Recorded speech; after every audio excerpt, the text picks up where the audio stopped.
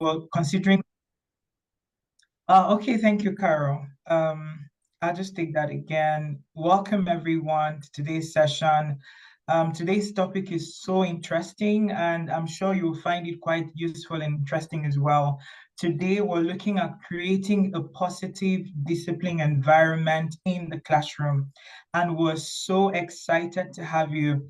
But like we must have noticed that the recording is ongoing right now. If you do not feel comfortable for your image or your photo to be recorded, please feel free to turn off your camera, but we would love to have you on screen to see your smiley face and get to engage with you as well. Just so that we don't have interferences when the session begins, kindly mute your microphones just to be sure that we don't get echo or feedback from you. So please, if you're not speaking at any point, mute your microphone so we can have a very smooth session. And also, if you have any questions, please, while the session is going on, feel free to put your questions in the comment. And as well, if there's anything that our guests, maybe there's a point that strikes you, please also use the comment, use the reaction. We have lots of beautiful emojis. Please feel free to use those as well. Just to give you an idea of what this session would look like, we're going to have, of course, a very wonderful session that will be delivered by our guest. And following that, we will have an interactive Q&A session. So while you're listening to the session, if you have any questions, please use the comment, or you can note the question down. At the end of the presentation, you'll be called upon to ask your question. So today we're so honored and we're excited to have two incredible teachers in our midst. And I'm talking about Shereen Stadler, who is the Deputy Principal of Pinesland North Primary School in South Africa. And we also have Holton, who is the Learning Support Coordinator at Pinesland North Primary School as well in South Africa. And the interesting thing about this school, something I'm really excited about, is the fact that they were finalists for the 2022 edition of the prestigious World's Best School Prizes. So we're really, really excited to have you in our midst today. Can we do some drum rolls, please, as we give them the T4 kind of welcome? So permit me to just do. So over to you. You have the microphone now. Thank you. Good afternoon, everybody. Welcome to the Pinesland North session. I want to introduce the principal of our school, who has started this journey many, many years ago, and we the two. This is Anne Morton, the amazing principal of one of the world's best schools. And hi, everybody. And I'm Shereen Stadler, the deputy of the school, and also the person who's in charge of discipline at our school. We are honored to share how we have created this positive environment at our school where everybody in the world where discipline is such a hot topic and people are struggling to create a positive atmosphere, and there are so many reasons why people need to understand how to create this. So we're going to share the things that we do at Pinesland North, but we're also going to tell you how the journey got started, why the journey got started, and how it is a continuous journey and it just never ends. I'm going to hand over to Haley Holton, our learning support teacher. Hi, everyone. So I think it's important to understand a little bit about our school so that you better understand our journey of discipline. We are a full-service mainstream school, but we have an inclusive ethos. That means that we accept all children. We believe that all children have special needs, and it's our job to accommodate children in our school environment, regardless of the different types of diversity, but also that we understand that many children might have barriers to learning. This could be social, emotional, academic, physical. And so we cater for all these children that come to our school, and we are constantly looking for new and innovative ways of accommodating children in our environment. So this means that we need to access our schooling. We need to consider the children, their backgrounds. When looking at discipline, we need to consider all of these children's diverse backgrounds that they come from. So just to touch on where our discipline journey begins. So every school has its own journey based on circumstances and factors that influence the ethos of the school. And there's no one size fits all policy. So you'll see that when Shereen starts to talk now, we've gone on a journey as with our academic program, as with our staff. Discipline's also been a journey, one that's constantly been reviewed and looked at according to the children's needs and then adapted accordingly. So in order to have an effective discipline policy at our school, we've had to include our staff members, our pupils, the outside community that we are part of, as well as our governing body. And so this is something that we have to constantly be looking at and adapt accordingly. So we have a positive discipline approach, as Shereen said, that being that obviously in the past there's been many punitive approaches which we have found that has been more damaging than restorative. And so we've had to look very carefully at this.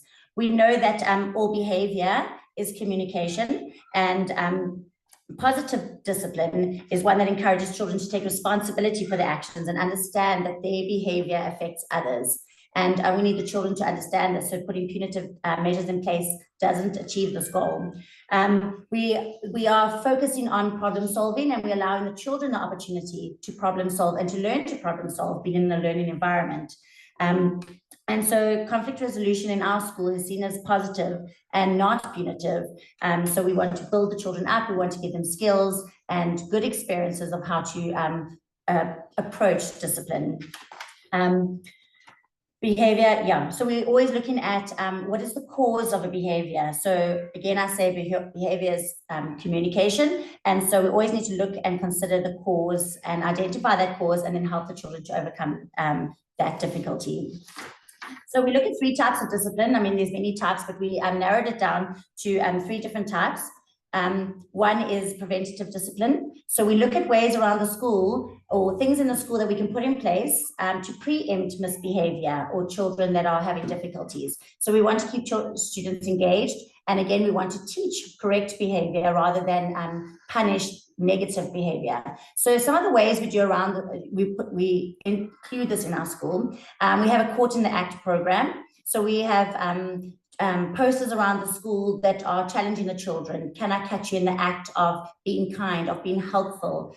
We also then are constantly identifying or catching people doing things in the right way. So when we see someone doing something positive or correct, then we would write a little message in the what is it? We would take it to Anne, or we would take it to the receptionist, and the children write a little catch in the act note, which then Anne will read over the announcements or the intercom, and we would identify and recognize the child that has been caught in the act of doing something positive. And this is something that we do across the school. So we do it with children, we do it with our staff members, and we've also been known that to do it to our parents when we catch them doing right, having positive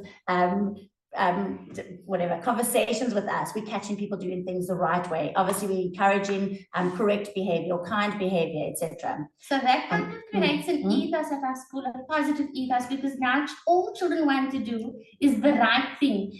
So example of catching you doing things right is somebody held the door open for a teacher, and so over the intercom it is read, Shereen held the, thank you Shereen was caught in the act of holding the door open for Mrs. Holton, and well done to you. Or we'll have put in the acts, for example, Shereen shared her lunch with Fakira today, who forgot her lunch at home. So small little acts of kindness promotes a positive atmosphere in our school. So what do the children want to do? Because these announcements are done daily over the intercom, all they want to do is hear their name over that intercom. So it creates such a positive ethos of catching them doing things right all the time. Sometimes my best friend shared my lunch with me. They picked up money. It creates an atmosphere of being honest as well. We get children, we get a caught in the act, we will say, Anne Morton was caught in the act of finding a 10 rand on the field and brought it to school, to the secretary's office.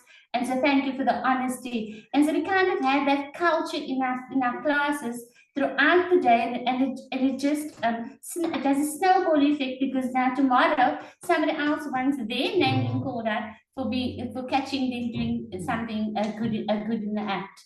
Absolutely. So likewise, we also have a merit system. So the teachers identify children in their class that are maybe working hard or trying their best or completing work. So anything positive that we can identify in the children, we acknowledge them in our assemblies. And the teachers will choose weekly choose a child in their class, and they will be acknowledged in the assembly, and they get a little badge to wear for the week, so that other people can acknowledge that they've been doing something positive.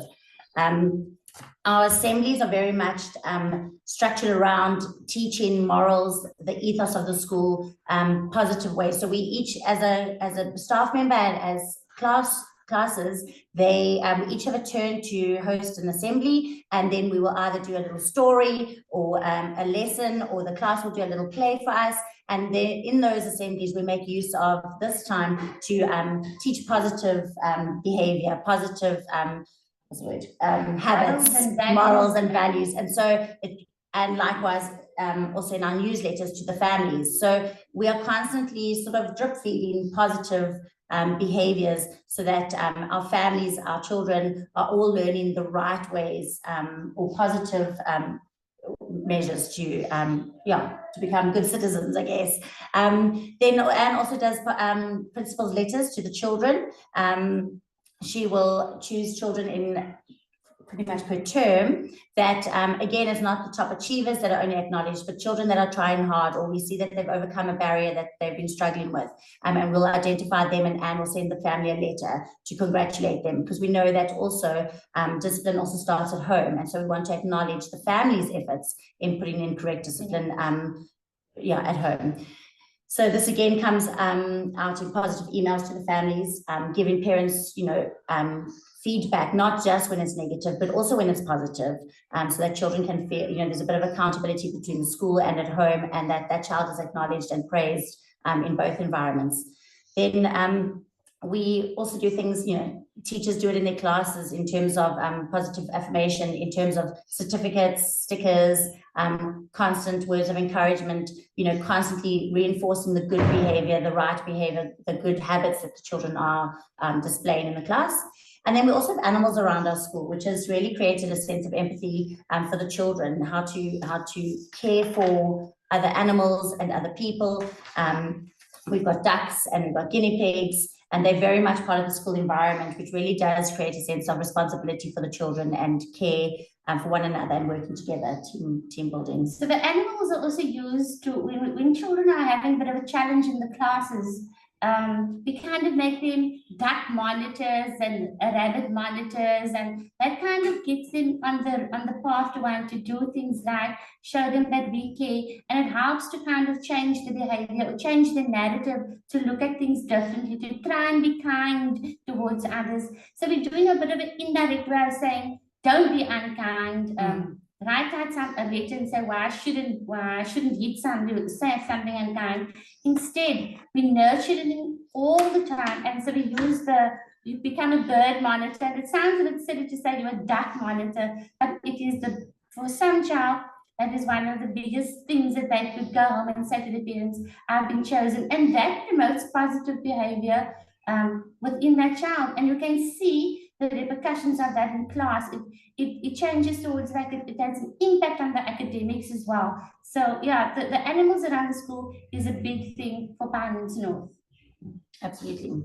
So another type of discipline we focus on is supportive discipline. Even in an inclusive environment, we have many children with learning difficulties, like I said, but we have children that are on the spectrum. We have children that have ADHD, and so there are a lot of children that can be quite sensitive to the way we discipline. And so even in the moment of guiding a child in the way that they should behave or react in a situation, it's important that we put things in place for them in the moment. So even in the classrooms, we are constantly looking for different ways of encourage in this kind of behavior or discipline. So we get the children to try again. So when they're showing incorrect behavior or their output isn't exactly what we want, we ask them to try again instead of telling them no, and we want to keep it positive, and so we'll give them another opportunity to try.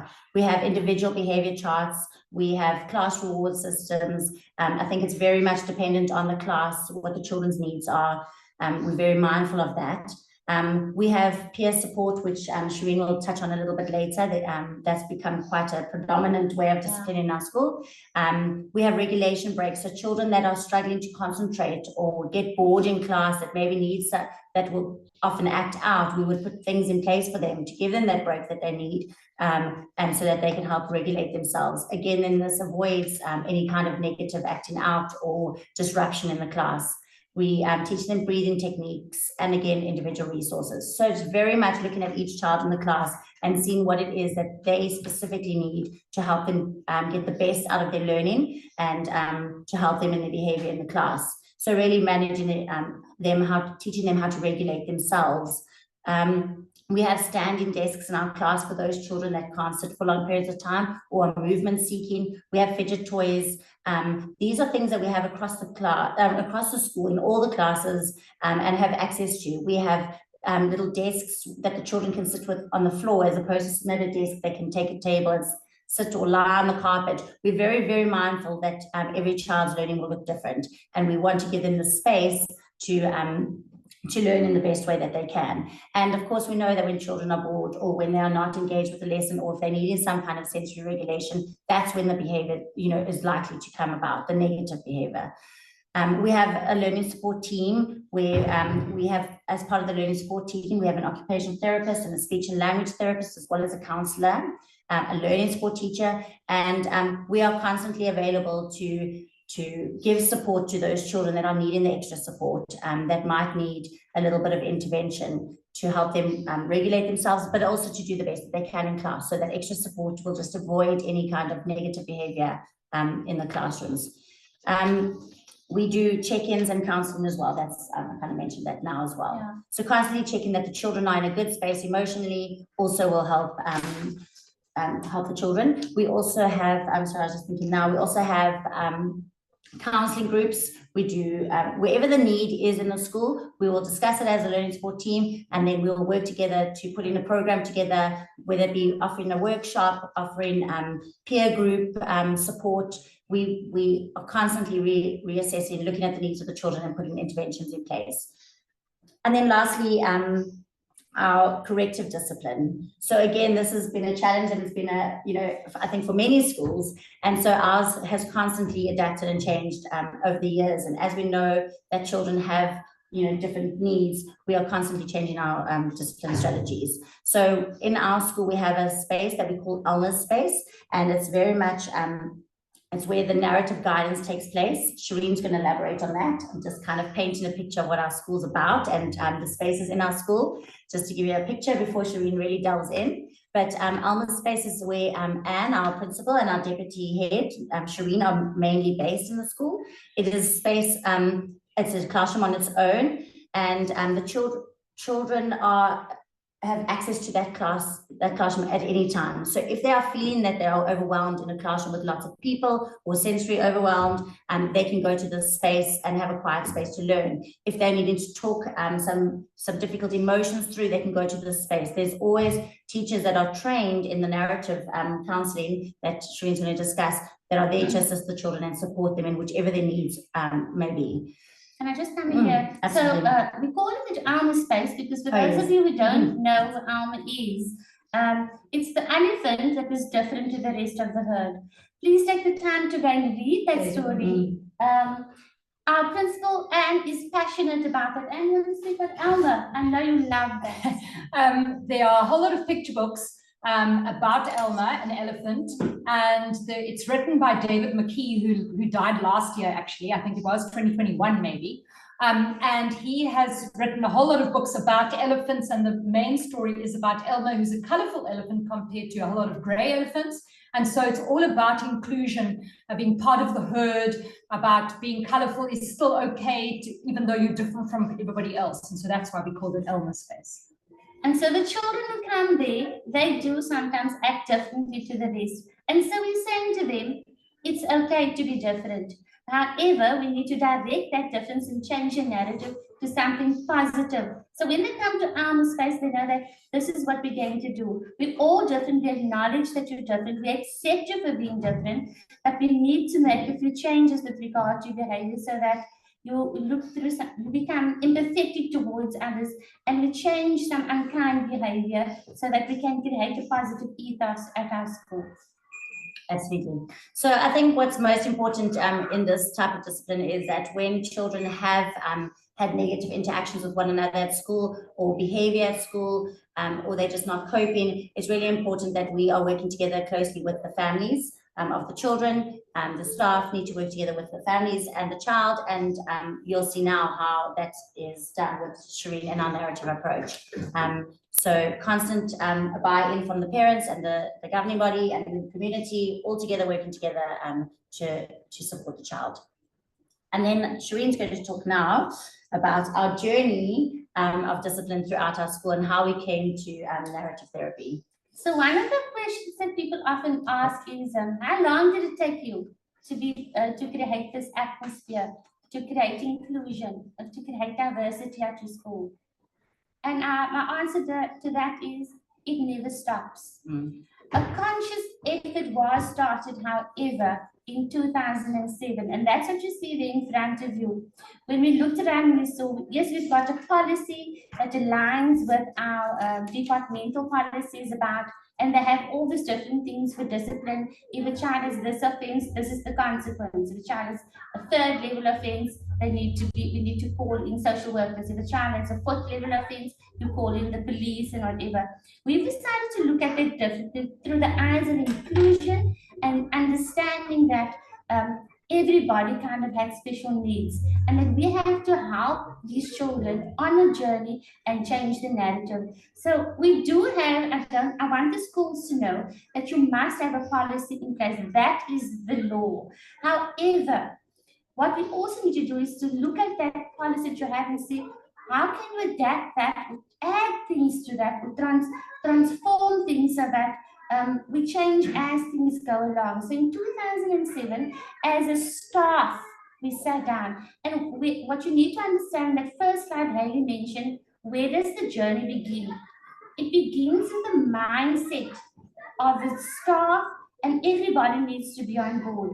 The school management team, the governing body needs to know, the parent body needs to know about it. What are you trying to achieve? Because you cannot achieve this, a mindset of positive discipline, by yourself. And so as a school, we looked at it and we came across the 7 habits of highly effective leaders and the 7 habits of happy children. And that kind of became our basis to develop this way of thinking. So how did we start the introduction? We put it on our staff development for a full year. And every habit was taken and we discussed the habit. For example, habit 6 says synergize. And so the staff needed to understand that, let's say there's a child who was fighting in your class. Before you would send them to Anna, to myself, we would say to them, this is not okay, you shouldn't be fighting, what should you do? And we'd maybe reprimand them, write a letter of apology, whatever. Now we go to them and we make them understand, look what it is. Habit 6 is synergize. What does it mean to synergize? But the staff needed to know all of that. So it starts with preparing everybody, and not only the teaching staff, it was also the support staff and the admin staff, because everybody we all stakeholders in the child's education. And so these staff development sessions became learning and sharing ideas. And we said to the staff, from now onward, if there's a transgression, and I'm using the word transgression in the class, you need to go to those habits, and every class has a copy of those habits, the 7 habits, and you need to explain to the child, or look at the one that is most suitable to what happened with the incident to the child, and then explain or send them to me. So I am the discipline officer. We don't like the word discipline, but I'm going to say the narrative guidance officer at the school. And so we started our journey in 2007 using the habits, but in conjunction with the habits for the children, we also taught the staff of the habits of highly effective readers. So if the habit 6 for the children is synergizing, we're going to have a look at one later on. Then habit 6 for the teachers will also be synergizing. If the habit is put first things first, the teachers are also told at the staff development to put first things first. So we set the expectation, okay? So I'm going to go to the next slide. Okay, so there is basically a breakdown of our new discipline strategy. You were sent to us to identify the issue. And this is all that, so we're going to use the 7 habits of happy children. And so step 1, we identify the issue. Why have you been sent to me? So for example, you didn't finish your homework. Identify the habit that was not practiced. So what was the habit? Maybe it was put first things first. Okay, every issue you have to bring back to a habit and say, this is what you didn't do. This is what we're going to make you understand. Once we have identified the habit, we then discuss solutions and say, so what could we have done? Instead of punishing the child, we don't use that word. Instead of being punitive about saying, now you go home and you go and write out that thing 10 times to me. That is not, we rather become restorative in our approach. And we say, what solutions can be done? What can you do now to put first things first? So pupils are very much a part of formulating the consequences once they understand what it is that they should have done in the first place. And so the consequences are seen in a positive light by the children. They don't feel as if though they came to the office and they were frowned upon and the teacher's angry with them. Now, instead we say, let's make this a learning curve, learn from it, and we don't want to see you make it part of your lifestyle to put first things first. And then also, because you can't do this journey alone, parents are emailed and they tell me exactly what happened today. Hayley didn't do her homework, she didn't finish a couple of things, and so we are teaching her to put first things first. So every habit is done in that way, but the staff all know, they've all been trained, and so consequences are no longer punitive. Can we go to the next slide? Okay, so there's an example that I put in. You can go and we can send you these habits, they are there, but just give you one habit. So the left-hand side is the habit that we introduced for the staff member. And the habit number 1 says, be proactive. So what are we expecting from the teachers? Because they are the role models who are exhibiting these habits in class. So we can't expect the children to be proactive if the teacher is not proactive. So the mindset of being proactive needs to be changed. The mindset, like I said in the first slide, said the mindset of buy-in to changing the way we look at discipline. So act in the classroom, not react. And there you have, if you look at the children's one on the right side, it says, I have a can-do attitude and always try my best at everything that I do. The teacher side, we have every teacher needs a pause button. And the children's side says, I follow directions and do the right thing without being asked, even when nobody is looking. So we kind of model the behavior that is expected for these children. And so the teacher expectation is there. So you also need to know that the management team is expecting to see that positive behavior instilled in the teachers as well as for the children.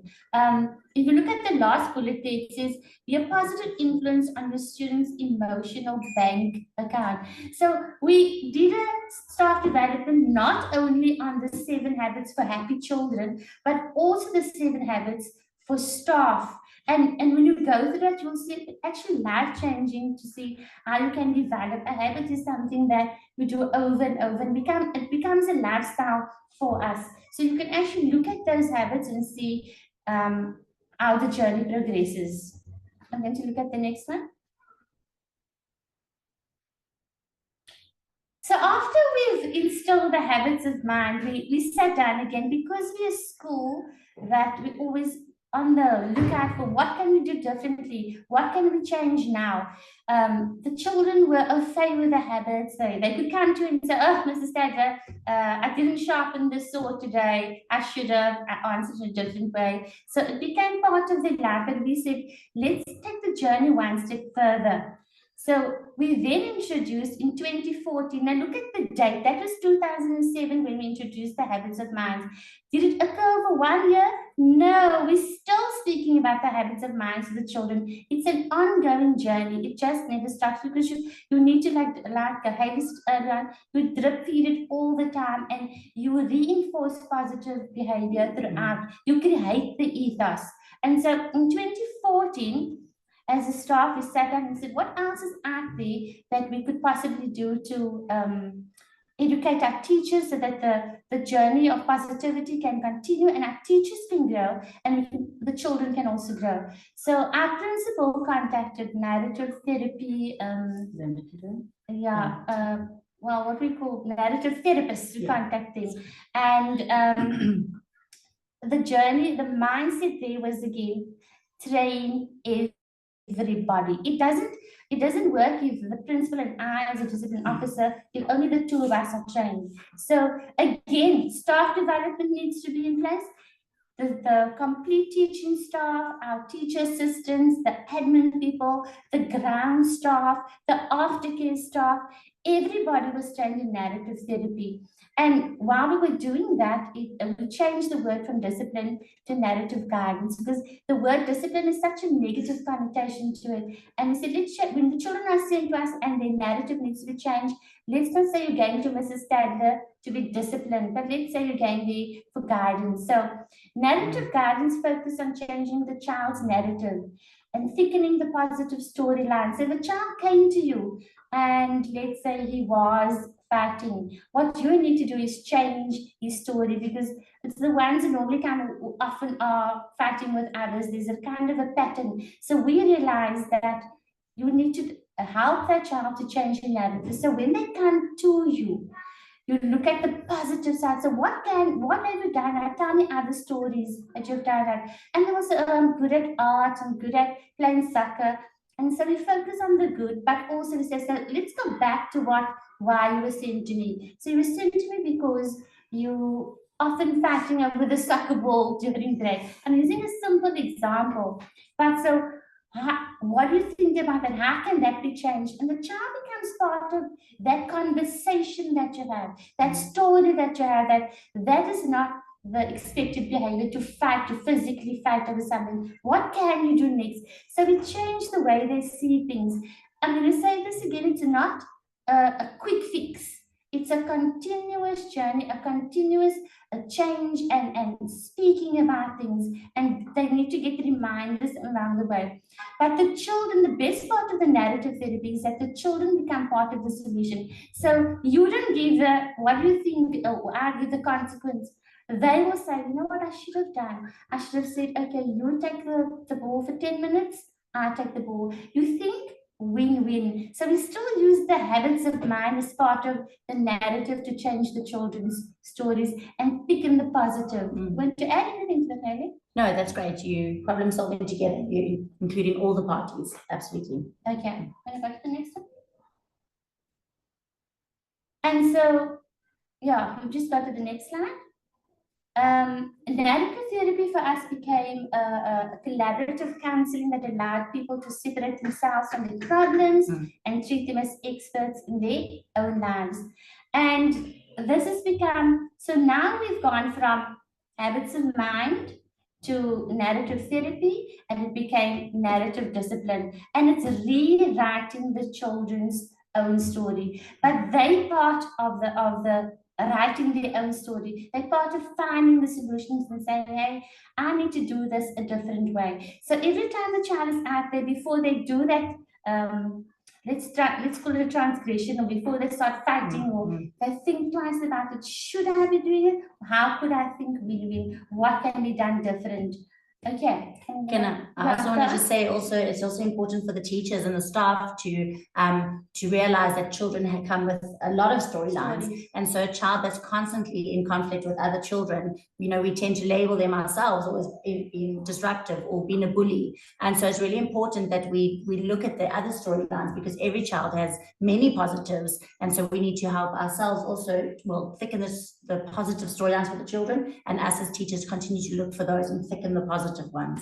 So the negative part of this, that teachers will say to you, I don't have the time. I haven't got time to sit down and problem solve with a child. But the thing is, if you want to create that inclusion, that positivity, you're gonna have to make that time. A mind shift has to occur, so that, and everybody needs to be on board. You cannot be saying, go to Anne Wharton and go and change your story there. Go to Hayley. We need to make that time. And so the governors of the school, the leaders of the school need to kind of restructure, because we also have narrative therapy sessions on our timetable. We've put people in place where we say, what time do we have time during the week as a specific period where they can use this for narrative therapy and help the children to change the story. So it's not just putting the pressure on the teachers to change the narrative, but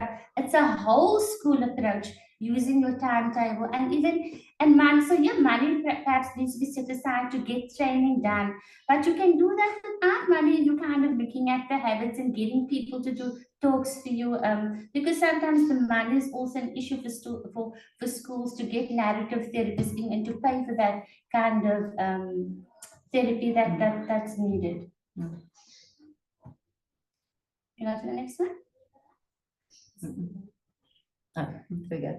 Okay, so we changed from narrative therapy, and as I said earlier on, it became narrative guidance. So the vocabulary of the school also needs to be positive. You don't see the word discipline there. We don't say discipline officer. You're not going to Shereen to be disciplined, but instead you're going to Shereen for narrative guidance. And so what does this include? We know that you must have the code of conduct, because teachers are going to say, yes, but the law says, and the law is there. But if you're looking, you need to have a combination of knowing what the law says, but also doing the right thing for the child. And so the habits of mind becomes a way of life, and the narrative discipline there also changes their story. So how do you get, Hayley said to you earlier on, how we get this across. One of the great things about this is using your assemblies so that the children know what they expect. The children must know what the expectation is. If they don't know, it's going to be difficult for them to change their story. So immediately, the children, once they have an act of unkindness, and you say you're going for narrative guidance, already on the way to something, how could I change my behavior? What could I have done differently? It becomes a way of life. And so the role players here, this is the most important part, is the role players, who's going to spearhead this? And so the management kind of spearheads it. The staff development program needs to be put in place. And again, I say it doesn't have to be money. You can give one habit to a teacher and say, grade 4s, you're going to present this, and then the staff will share the ideas. Every staff member must be trained. So we don't have teachers saying, I don't know how to do narrative therapy. I don't know how to change the storyline. And so you have staff coming in along the way. So we have also plotted that, built that into we have new staff meetings. So in term 1, in term 2, you may have a new staff member coming on, but as the management team, we make sure that they're on board. They know what your school is about, so that they can't say, I'm a new teacher, I don't understand. So it's constant training, reviewing, looking at how to improve. The learning support plays a big role in the narrative guidance and in the narrative discipline. You want to elaborate on that? No. Okay, I've spoken enough about that. But also, sometimes, so when the teachers are busy, and I'm not taking that, they are engaged in class and they don't have the time, then the learning support department, they are used. We can send the child there and say, can you help change the narrative? And they on standby. The timetable is worked out that somebody is always available to deal with the child or to help change the narrative. And also the newsletter. So our principal writes a newsletter every 2 weeks. And so the parents need to know. We had a parent who said, I don't understand your discipline. I'm new to the school. So a constant update and a reflection and letting them know what our ethos is. Parents need to know we went from habits, narrative therapy to narrative guidance. They have to be on board, and so you can say, but in newsletter 12, we explained it to you, but if you still don't understand, please come in and have a discussion with us. And so for the pupils also, this is a crucial process of understanding their journey in society, understanding, we know that they, being a young child, there's lots of things can come your way that can, peer pressure can influence the way you behave. So the narrative therapy and the narrative guidance is crucial for the children to understand. So again, in assemblies, that is brought across to our children and discussed.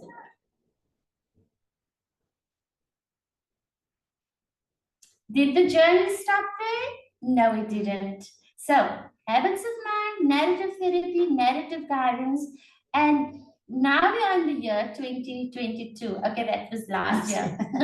We are in the year 2023. We started last year. But if you look at the slide, it says 2022. So last year, we started narrative mediation.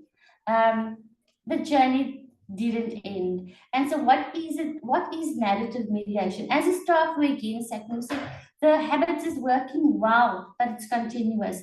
The narrative therapy or the narrative guidance is working well, but what can we do differently to support our children? On the playground, we're still having, look, children are children, they're going to have altercations and so we do have staff who are on duty and helping to navigate children's behavior and to instill positivity there. But we looked at it and said, as a staff, what can we do differently?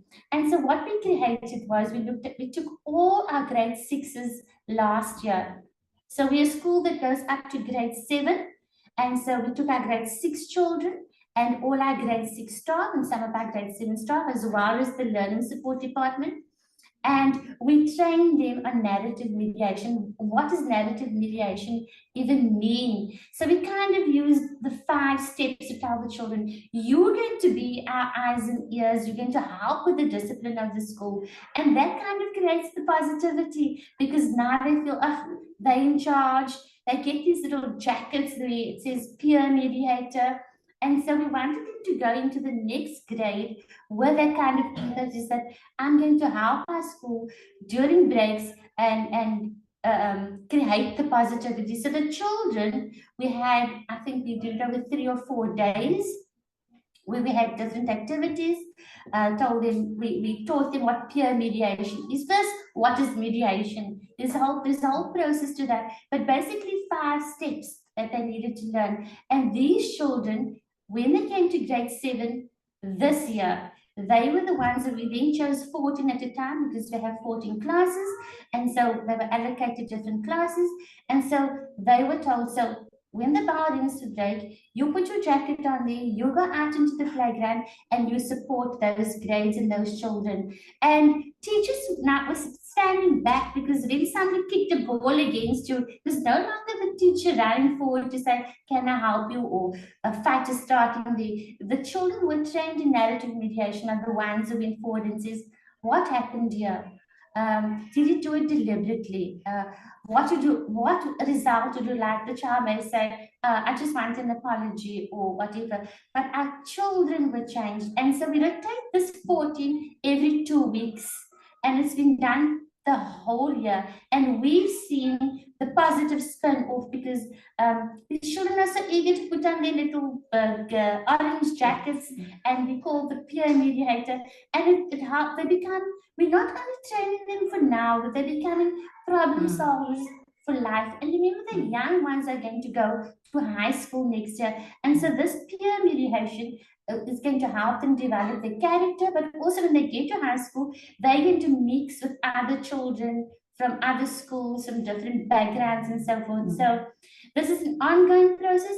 We just trained our current 2023 grade 6 children as well in narrative therapy, so that next year the process continues. So to answer your question, is the positive discipline, can it be done within a year? No. 2 years? No. It's an ongoing journey, and I promise you that next year or the year after, we're probably going to take another turn where we look at what else can we do to improve, to make Pinesland North create this positive discipline approach. So I think we're open to any questions or any comments from our principal. No? Okay. So we're open to any questions that you'd like to know. Thank you so much, Shereen and Hallie. That was quite an elaborate one. Thank you so much for sharing. For a moment, I felt like, can you just go back to when you were 6 and just go enroll at Pinesland? Because I'm like, oh my God, what does it feel like to stand on the standing desk and just do my assignment or do my classwork? Or what does it feel like to play with a toy? You know, yeah. I mean, I can imagine how exciting learning would be. So can we take questions from, if you have any question to ask, kindly just indicate with the raise hand icon, and I would you would just unmute and ask your question as well. So in case you have any questions, either you put it in the comment or you just indicate, and I will hand the microphone over to you. So very quick one from me. So my question is, so how do you get to communicate a particular discipline approach to parents? You know, considering the fact that some parents are very conservative and they prefer, you know, the traditional approach to discipline. How do you get to communicate this to parents? So I think what's important, when children start at our school, Anne is very much upfront about the fact that we've got your child for a number of years, and that the parents are also included in that journey with the school. And so I think it's really important that we're working together, and they know and trust that the approaches that we have towards discipline are one that they would definitely agree on. Something I didn't mention, we actually have a bullying policy. When the children start at the school, they all sign a bullying policy, and this is to create an environment that's obviously to not have bullying in the school. But this doesn't mean that incidents don't come up. Children do have misdemeanors, or children hurt other children, sometimes playing unintentionally, sometimes intentionally. And so what it is, it's actually a document that the parents also sign to say that I'm going to be accountable for my child's actions. And if everyone's taking accountability for their own child and teaching their own children at home, we can do the same at school. Yeah, does that answer? Can I just also, it starts, if you want to know, how do the parents know? So grade ones, when the parents come to us, and myself or Hailey meet them, and at the grade 1 meeting, we tell them exactly what our approach is, and we'll speak about the habits and the narrative guidance, and because we know we come with our own narrative. We come from other journeys where the traditional way of discipline was done, but we need them to know that this is what we're going to do going forward. We use the newsletters to say that, and also most of the time learning support will, if you see there's a need for parents who are questioning how is it done, then we have these workshops for parents so that they can also understand and liaise with us. We also have an open door policy, so we'll say to them, I mean, not many schools want parents just to come in and sit in your class and observe. That we have that open door policy, so we say, come and look at how we handle things. Come and sit in the class. Want to come for a day, a week, a month, it doesn't matter. So we build that trust with the parents, and they feel safe to come and observe all these approaches actually happening inside of the class. Also next year, so what we've noticed this year is that the main people we have problems with are parents rather than children. And so I already said to the two of them, and we've spoken to our narrative therapy advisor, and we're planning at the beginning of next term, which is in January, February next year, to have a narrative therapy workshop for the parents, because what we are noticing is that children act out the narrative journeys of their parents. And so how do we change a parent's narrative to be able to help the child?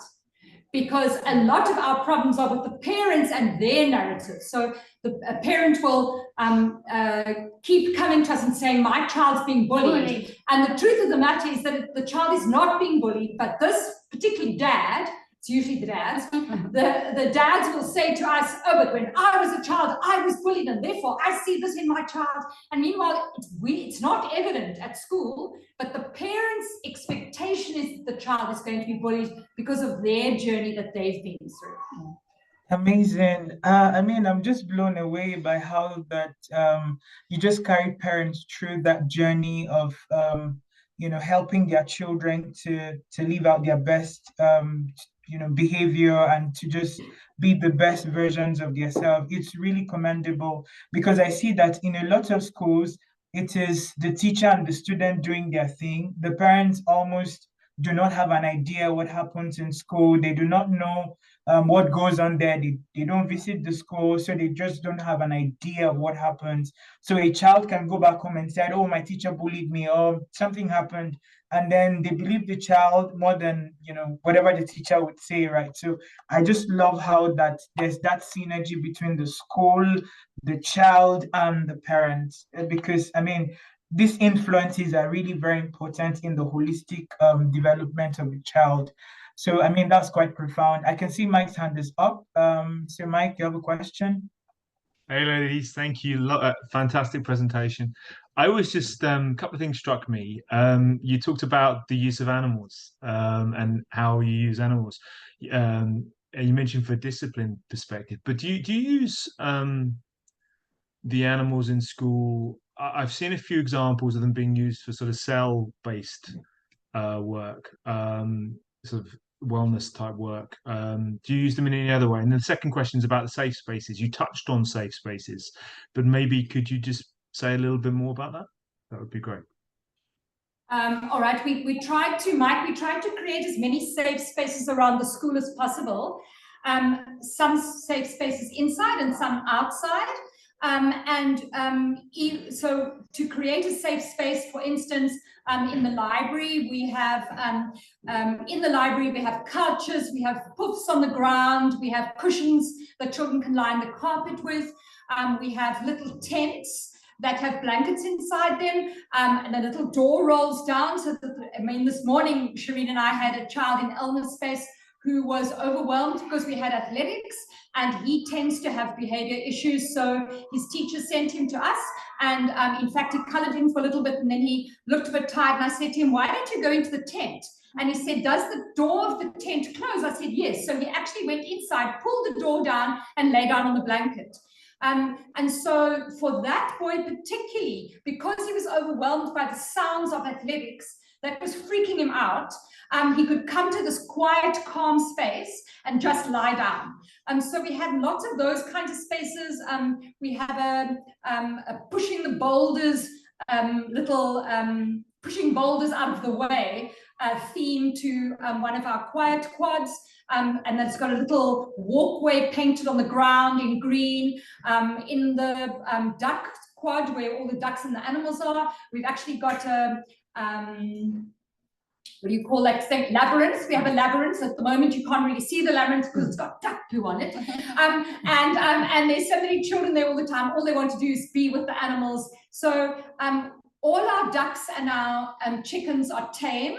So at break time, we probably have about 20 children in that space at any one time, and they're all ages.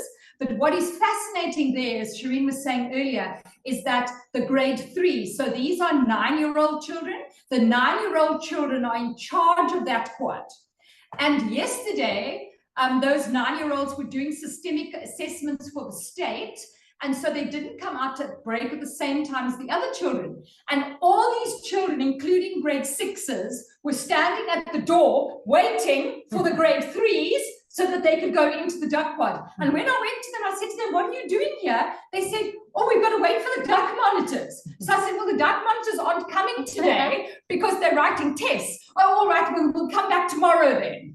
So it's amazing that these 9-year-olds use this narrative. I mean, if they are in control without being punitive to the children. Like one of them came to me today and said to me, Mrs. Morton, the new child in grade 6 came today. He pulled the chicken out of the coop by his tail. And so can you please come and speak to him? So I said, well, why did you explain to him that he's not supposed to do it? Yes, but he still doesn't seem to understand. He's from Canada for a short while with us. And so I just went over to him and I explained that that's not the way he should do it. But there in the quad this morning was a little grade 2 girl with the hugest chicken. He's called Goliath. He's about this size. And then another small one just cuddling a tiny little duck, and another one cuddling a little chicken. So we find that the children who struggle to regulate themselves in classrooms, those are the children that are actually in that quad during break time.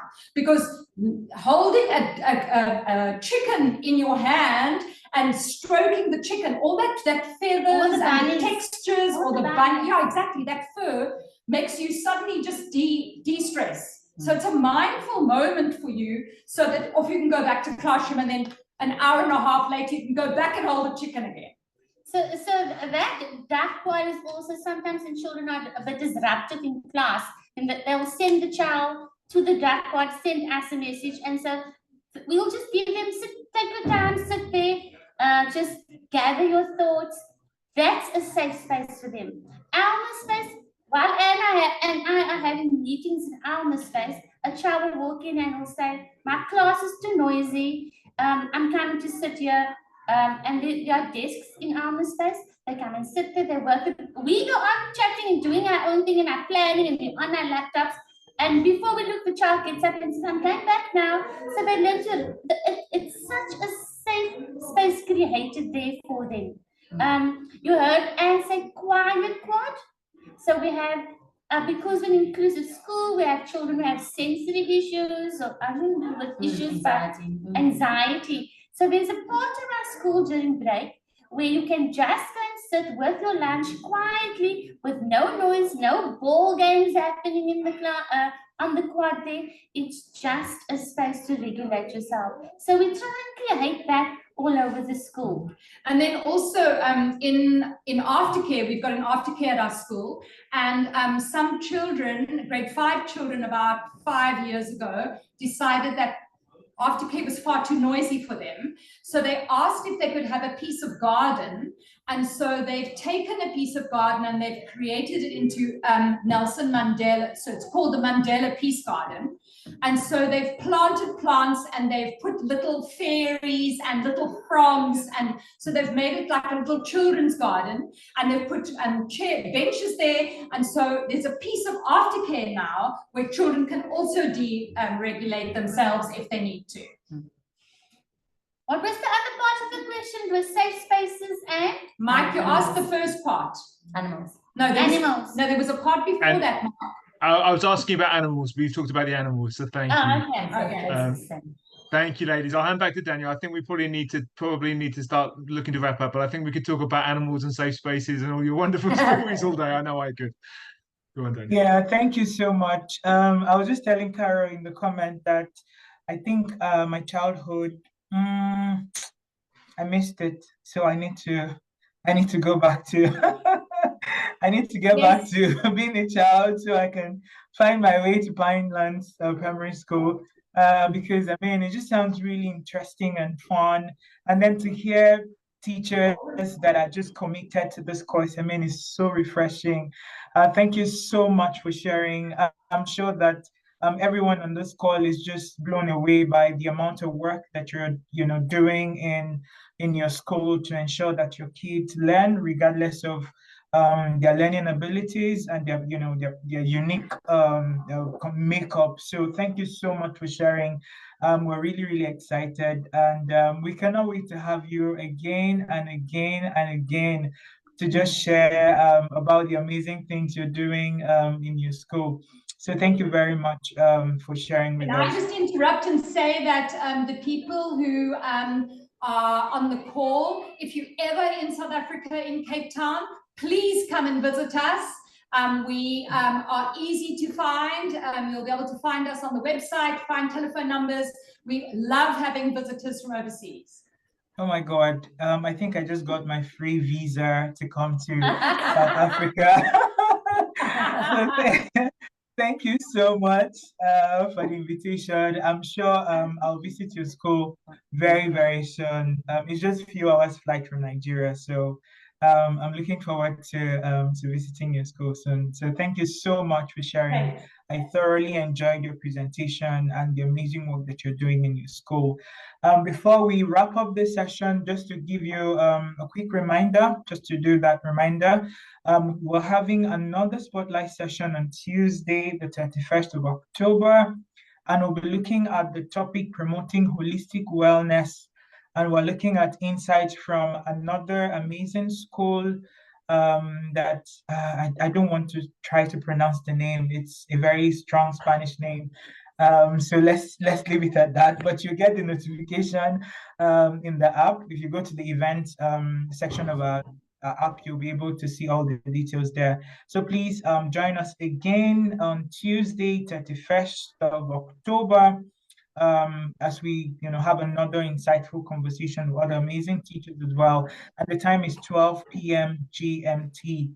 So once again, thank you everyone for joining. I hope you found the session quite insightful and interesting, because I did thoroughly enjoyed myself. And I'm looking forward to visiting your school. So on behalf of everyone, we just want to say thank you and enjoy the rest of your day, depending on which part of the world you're joining from. Thank you so much. Thanks for having us. Bye-bye. Yeah, bye. Thanks, everybody. See you soon.